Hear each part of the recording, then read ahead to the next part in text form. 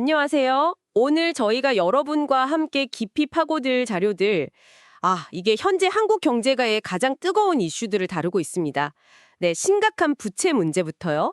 또 이걸 해결하려는 정부의 어떤 새로운 정책 방향, 그리고 여전히 좀 불안한 부동산 시장까지 핵심만 딱 뽑아서 살펴보겠습니다. 이 복잡한 상황 속에서 정말 중요한 게 뭔지 저희랑 함께 그 맥락을 짚어보시죠. 먼저 우리 경제를 좀 무겁게 누르는 이 빚 이야기부터 시작해야 할 것 같습니다. 자료를 보니까 특히 그 숙박 음식점업 대출이요. 처음으로 90조 원을 넘었다고 하네요. 고금리, 고물가 여파가 이거 정말 심상치 않아 보입니다. 네, 그 자영업자분들 어려움도 물론 큰데요. 근데 더 큰 그림에서 보면 가계부채 비율이 정말 우려스럽습니다. 그 GDP 대비 가계부채 비율이 90.3%. 이게 뭐 조사 대상 38개국 중에선 세계 2위 수준이라고 하니까 정말 심각하죠. 기업 부채까지 합하면요. 민간 부채 총량이 GDP의 2배를 그냥 훌쩍 넘습니다. 이게 어느 정도냐면 일본의 그 잃어버린 30년 직전 수준에 거의 근접했다. 뭐 이런 분석까지 나오고 있거든요.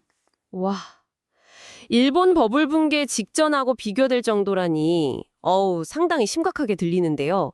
근데 이 많은 빚이 특히 그 부동산에 쏠려 있다는 점, 이게 문제라고 많이 지적되던데, 이건 좀 어떤 위험이 있는 건가요? 맞습니다. 그게 핵심인데요.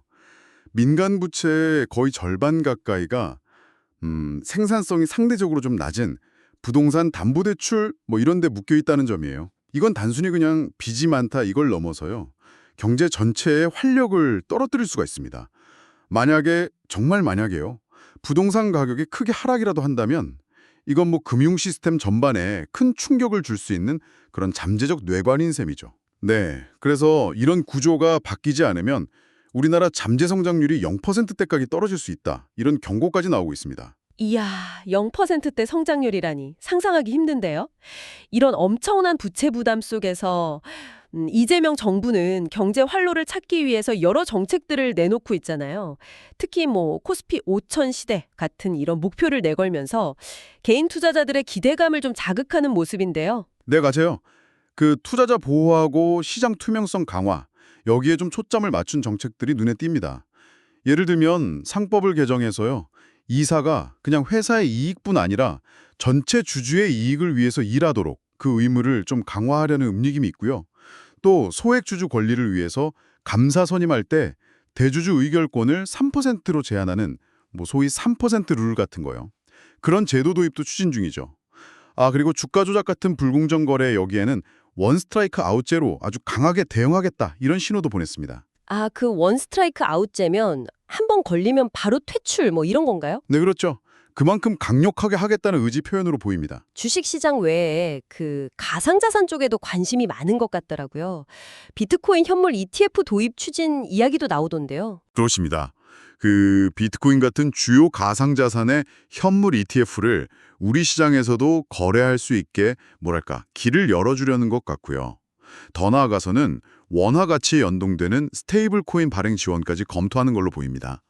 이게 아마 디지털 자산 시장에서 우리 원화의 영향력을 좀 키우려는 그런 전략적인 의도가 엿보이는 부분이죠. 물론 뭐 아직 세금 문제라든가 규제 정비 같은 넘어야 할 산은 많습니다. 아직은요. 네, 그렇죠. 아직 좀 지켜봐야 할 부분들이 많겠네요. 그런데 이렇게 금융시장 활성화 정책을 펴는 것과는 좀 별개로 이 전통적인 자산인 부동산 시장은 또 다른 방향으로 움직이는 것 같습니다. 최근에 서울 아파트 값이 다시 오름세를 보이고 있다고요. 꽤 올랐다는 얘기도 있던데? 네, 맞아요. 일부 지역에서는 뭐 신고가 거래 소식도 들리고요. 수도권 시장이 다시 좀 꿈틀대는 그런 모습을 보이고 있습니다.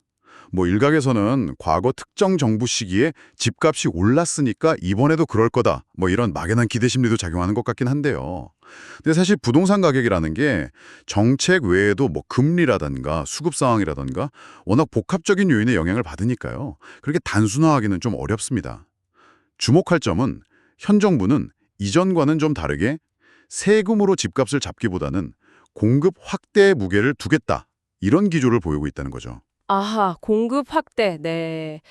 재개발, 재건축 규제 완화나 뭐 도심 공공부지 활용 같은 그런 공급 대책들을 예고하고 있죠. 하지만 그 서울 도심처럼 수요가 확 몰리는 곳에 원하는 만큼 빠르게 주택을 공급하는 게 이게 현실적으로 가능할까? 이런 의문도 좀 제기되는데요. 네, 맞습니다.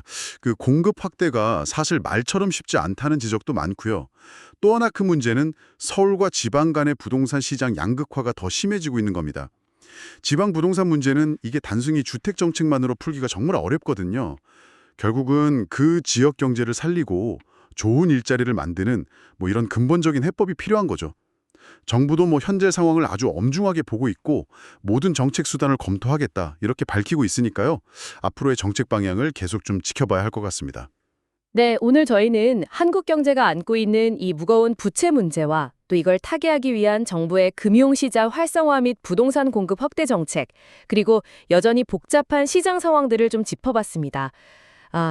정리를 좀 해보자면 막대한 부채 관리가 정말 시급한 과제인 동시에 투자 환경 개선하고 주택 공급 확대를 통해서 성장의 돌파구를 찾으려는 시도가 이루어지고 있다. 이렇게 볼 수 있겠네요. 네, 그렇습니다. 마지막으로 여러분께 이런 질문을 한번 던져보고 싶습니다. 과연 이 주식이나 가상자산 같은 새로운 투자처를 육성하려는 정책이 오랫동안 우리 한국 경제 자금 흐름의 중심이었던 그 부동산 의존도를 낮추고 경제 체질을 근본적으로 바꿀 수 있을까요? 아니면 혹시 이 과정에서 자체 새로운 위험 요인이 부각되거나 기존의 불안정성을 오히려 더 키우는 결과로 이어지지는 않을까요? 이 질문에 대한 답을 한번 스스로 찾아보시는 것도 의미 있는 시간이 될 것 같습니다.